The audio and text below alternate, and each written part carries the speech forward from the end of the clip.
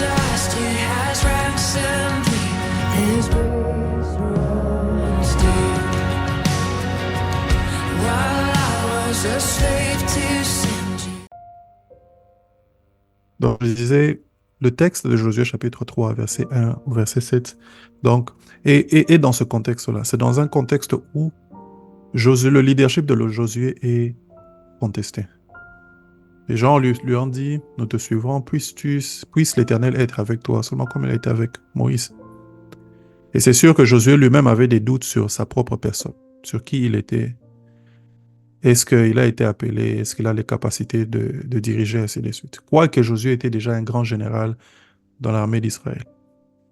Mais Josué s'est retrouvé dans une situation où il n'a jamais exercé cette position et il y avait un grand prophète avant lui, le prophète Moïse. Et c'est dans ce contexte-là qu'ils commencent leur conquête.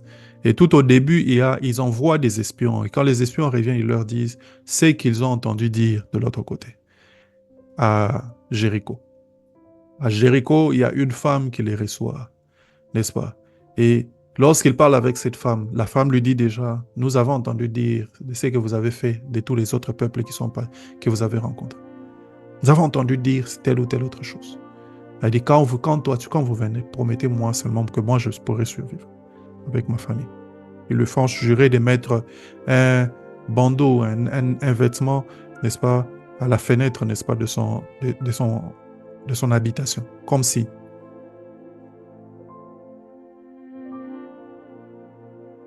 Au moment où Josué avait des doutes, et au moment où le peuple d'Israël ne savait pas s'il pouvait conquérir Jéricho et le reste, comme Dieu était en train de leur faire savoir, ils reçoivent un rapport selon lequel le peuple qu'ils veulent conquérir est déjà en train de les craindre.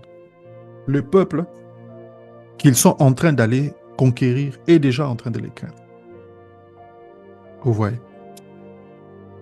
Ils retrouvent en cela un grand réconfort parce que Dieu est en train, n'est-ce pas, de leur montrer, de leur confirmer que véritablement il est avec eux. Le texte dont je suis en train de parler, c'est dans Josué chapitre 2, le verset 9. La Bible dit, il leur dit, n'est-ce pas, quand Rahab parle aux espions, il leur dit, l'Éternel, je le sais, vous a donné ces pays. Ah bon? La terreur que vous inspirez nous a saisis, et tous les habitants du pays tremblent devant vous, car nous avons appris à votre sortie d'Égypte, n'est-ce pas, l'Éternel a mis, nous avons appris comment à votre sortie d'Égypte, l'Éternel a mis à sec devant vous les eaux de la mer Rouge, et comment vous avez traité les deux rois des Amoréens au-delà du Jourdain, Sihon et Og, et vous avez dévoué par interdit. Nous l'avons appris et nous avons perdu courage. Tous nos esprits sont abattus à votre aspect. Ils reçoivent cette nouvelle et se rendent compte que véritablement Dieu est avec nous. Et c'est là qu'ils reprennent courage. Mais ce qui est intéressant, c'est qu'au moment de se lancer, n'est-ce pas, dans leur entreprise, Josué dit des choses qui, pour moi, doivent être des principes, n'est-ce pas, qui nous guident. Au chapitre 3, il envoie, n'est-ce pas, l'arche des vents. Et au verset 5, la Bible est en train de dire, Josué dit au peuple, sanctifiez-vous, car demain, l'Éternel fera des prodiges au milieu de vous. Sanctifiez-vous, car demain, l'Éternel fera des prodiges au milieu de vous. Et lorsque Dieu est en train de parler lui-même à Josué, il lui dit, aujourd'hui, je commencerai à t'élever aux yeux de tout Israël. Dieu était en train de saisir de cette opportunité pour faire deux choses. Non seulement commencer la conquête et commencer à battre les peuples qui étaient devant Josué, mais aussi commencer à résoudre le problème du leadership de Josué. Confirmer à tout le monde que Josué était véritablement quelqu'un qu'il avait choisi. Et il allait le faire comment? En battant Jéricho, une ville qui était barricadée. On dit que les murailles de Jéricho pouvaient avoir, n'est-ce pas, des chars dessus. C'était une muraille tellement grande. Si vous allez sur YouTube et que vous cherchez la vidéo d'un monsieur, une chaîne qui s'appelle Where God Came Down, quelque chose comme ça. Il y a un monsieur qui parle n'est-ce pas, des découvertes, n'est-ce pas, historiques n'est-ce pas, sur la terre promise, n'est-ce pas, en Israël et n'est-ce pas, dans tout ce coin-là, les découvertes bibliques, les découvertes archéologiques. Il en parle et il montre aussi la ville de Jéricho, à quel point les murs pouvaient être énormes. C'était une grande muraille. Et Dieu voulait utiliser Jéricho pour résoudre le problème du leadership de Josué, mais aussi pour se manifester au milieu de son peuple.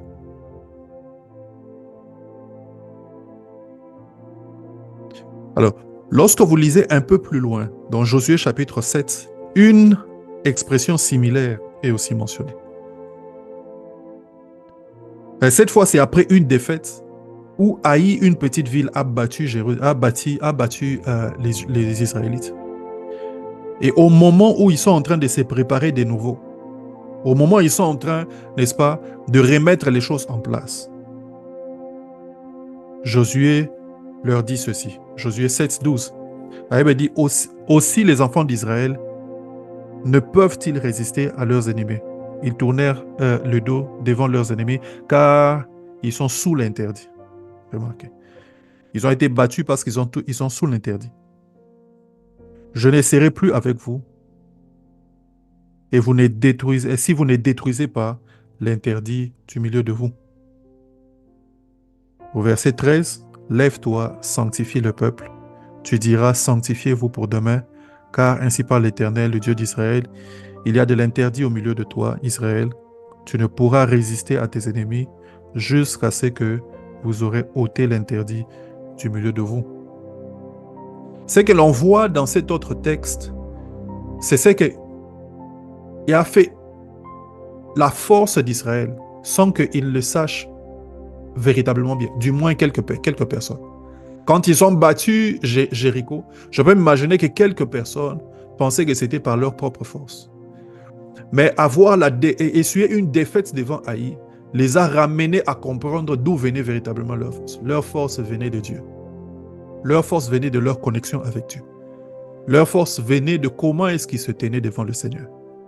Ainsi, ces paroles reviennent retentir dans nos cœurs. Il est vrai que des peuples peuvent craindre, n'est-ce pas, Israël. Il est vrai que Dieu peut répandre la terreur devant nous. Il est vrai que Dieu peut agir, n'est-ce pas, au-delà de ce que nous puissions imaginer. Il est vrai que Dieu peut faire des miracles, des grandes choses parmi nous. Mais la fondation demeure. La fondation demeure. Sanctifiez-vous. Car demain, l'Éternel fera des prodiges. Les miracles, toutes ces choses que Dieu fait, il le fait pour un peuple qui lui est dévoué, et dévoué total. S'il est vrai que Dieu peut répandre la terreur devant nous, il le fait par un peuple qui a appris à le craindre lui. Un peuple qui a appris à le craindre. Un peuple qui ne vit pas une vie chrétienne vaille que vaille. Non, un peuple qui a appris à le craindre. Et ce soir, il est important que l'on remette cet autel en place. Il est important que ce soit le cri de notre propre cœur.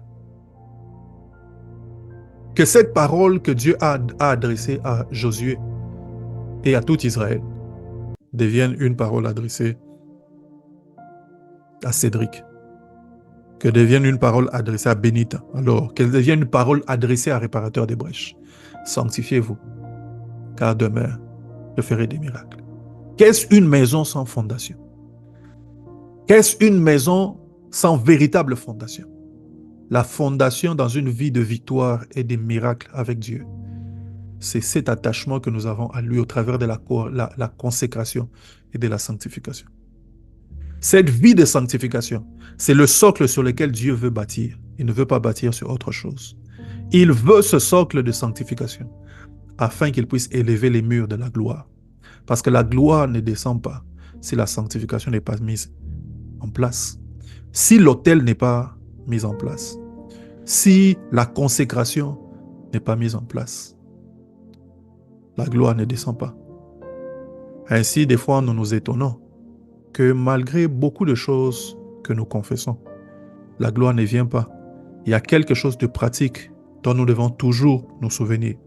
C'est que Dieu attend le socle de la consécration et de la sanctification, de la crainte de son nom, pour que sa gloire puisse descendre. Sanctifiez-vous, car demain je ferai des miracles. Il est sur le point de faire des choses. Il veut bien les faire, mais il faut que le terrain soit préparé. Le terrain préparé, c'est la crainte de son nom. Le terrain préparé, ce sont des cœurs qui sont attachés à lui. Le terrain préparé, ce sont des cœurs qui sont, n'est-ce pas, qui ont déjà tout donné, qui lui ont déjà tout donné. Le terrain préparé, n'est-ce pas, c'est une vie de sainteté, une vie de sanctification. Dans le premier texte que nous avons lu, c'est l'histoire de Josaphat. Si nous commençons cette histoire par la fin, nous nous rendrons compte que Dieu a élevé Josaphat après une grande victoire. Et la Bible dit, n'est-ce pas, qu'il lui a donné le repos de tous côtés. Au verset 29 et 30, la Bible est en train de dire, la terreur de l'Éternel s'empara de tous les royaumes des autres pays, lorsqu'ils apprirent que l'Éternel avait combattu contre les ennemis d'Israël. Et le royaume de Josaphat fut tranquille et son Dieu lui donna du repos de tous côtés. Son Dieu lui donna un repos de tous côtés. Nous voulons ce repos de tous côtés. Nous voulons que Dieu combatte pour nous. Nous voulons que Dieu avance devant nous. Nous voulons que Dieu ouvre des portes devant nous. Nous voulons que les dieux qui ne fait exception de personne, qu'il a fait ailleurs, qu'il le fasse aussi pour nous. Nous le voulons. Le socle important pour toutes ces choses, c'est la crainte de son nom. C'est la crainte de son nom. Au verset 20, alors que Israël ne savait pas s'il pouvait battre ces gens ou non, au verset 20, la Bible est en train de dire,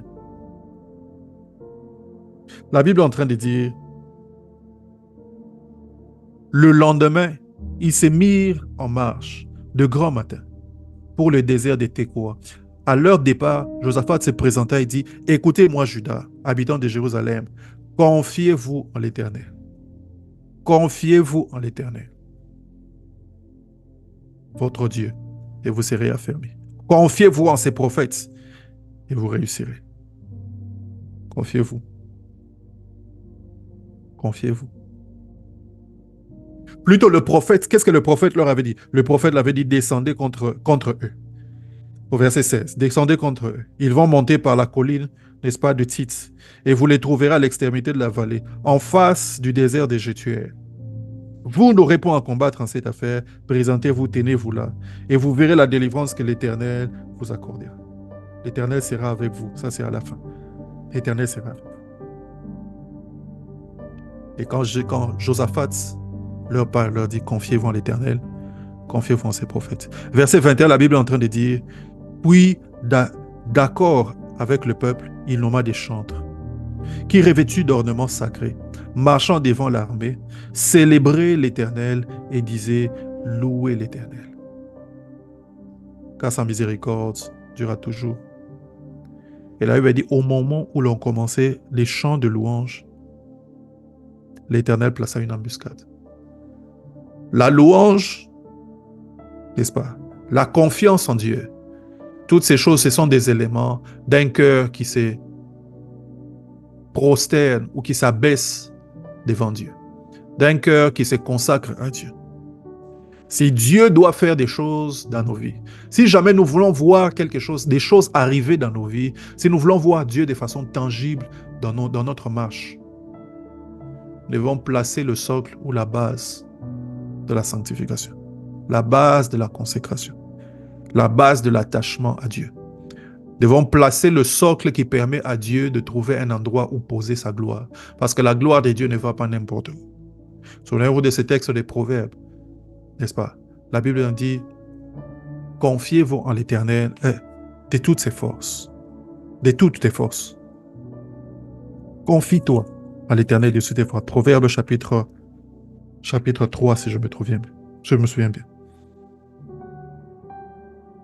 Verset 5, la Bible dit, confie-toi en l'Éternel de tout ton cœur et ne t'appuie pas sur ta sagesse. Reconnais-le dans toutes tes voies et il aplanira tes sentiers.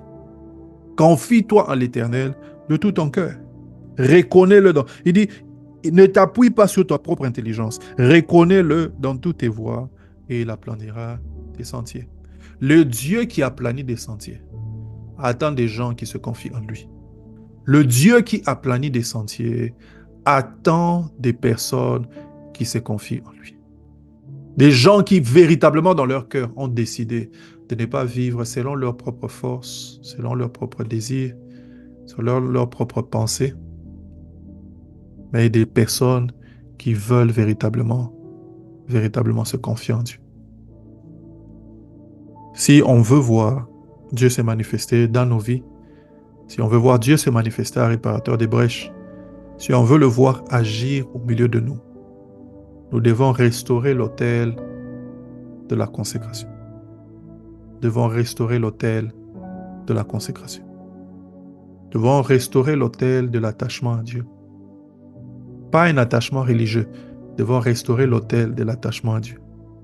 Nous devons replacer les principes qui nous gardent à lui.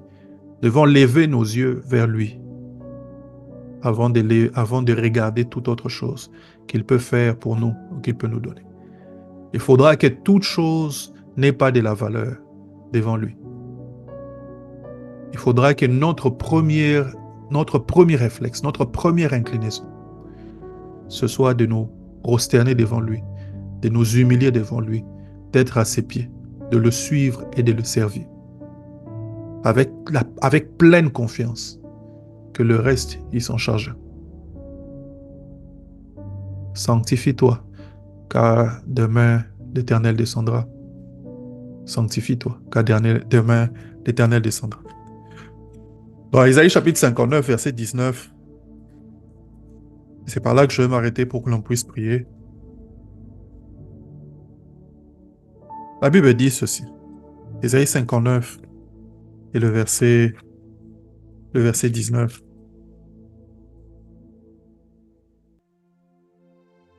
La Bible dit, on craindra le nom de l'Éternel depuis l'Occident et sa gloire depuis le soleil levant.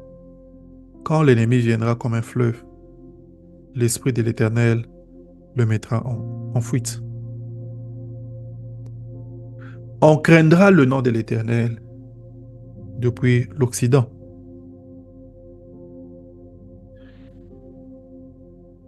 Et sa gloire depuis le soleil levant. Quand l'ennemi viendra comme un fleuve, l'Esprit de l'Éternel le mettra en fuite. Cet ordre ne doit jamais être renversé. La crainte de Dieu vient avant la gloire de Dieu. Si nous nous retrouvons dans une situation où la gloire est là, avant que la crainte n'ait été établie dans nos cœurs, c'est une anomalie. Une telle maison, un tel édifice ne tiendra pas. Un édifice qui vit pour la gloire, une personne qui vit pour la gloire, qui vit pour les manifestations, et qui n'a pas placé le fondement de la crainte de Dieu, cet édifice tombera. Et ce n'est pas une prophétie, c'est un principe. La crainte de Dieu vient avant la manifestation de la gloire de Dieu. Et force-toi de craindre Dieu. Incline ton cœur, force-le à reconnaître le Seigneur. Dis-lui, c'est lui qu'il doit être révéré, pas l'argent, pas les biens. Dis-lui que c'est lui qu'on doit suivre, n'est-ce pas? Pas les hommes, pas les influenceurs. Dis-lui que c'est pour lui qu'on doit vivre, n'est-ce pas? Pas pour vivre, pas pour le sexe, l'argent, n'est-ce pas? Et j'en passe. Incline-toi devant lui. Crains Dieu.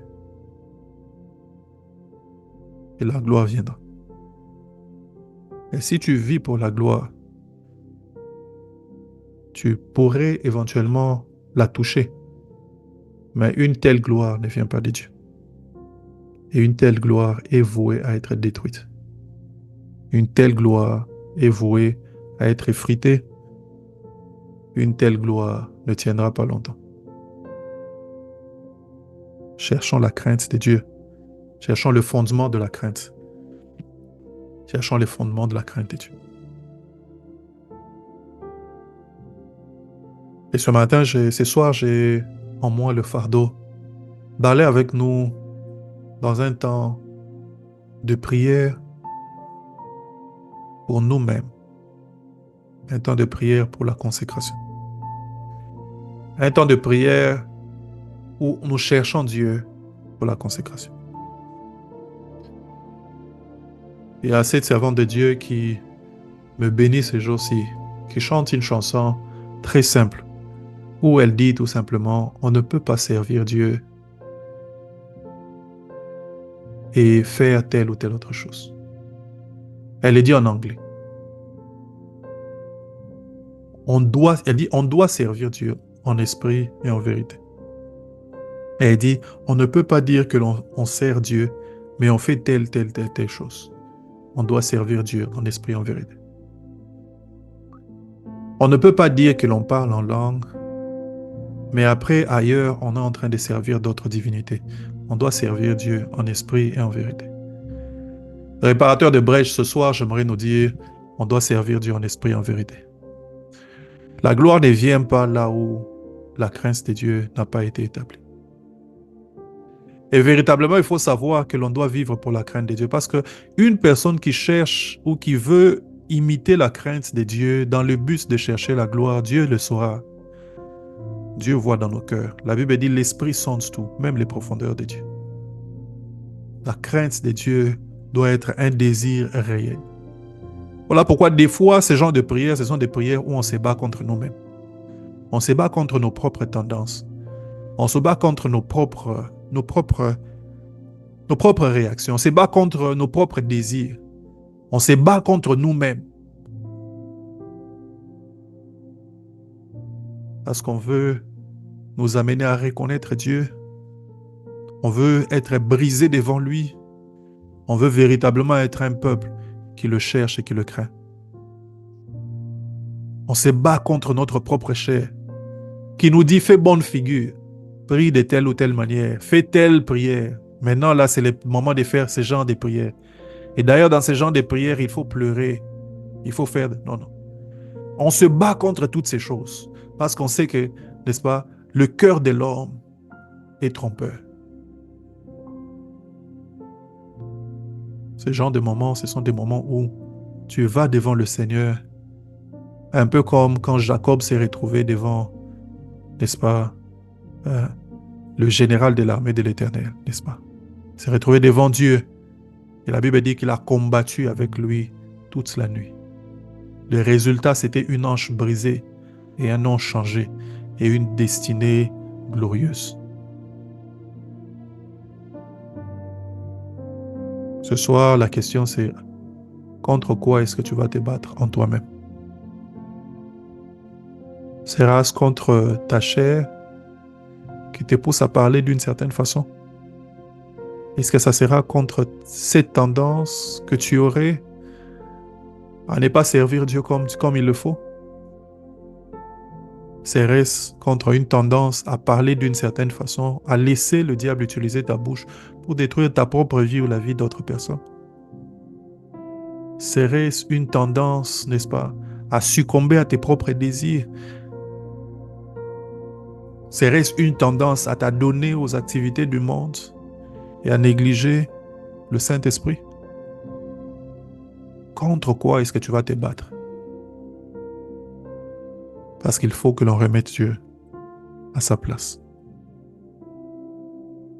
Il faut que Dieu revienne à sa place. Il faut qu'il revienne à sa place. J'aimerais nous inviter à prier.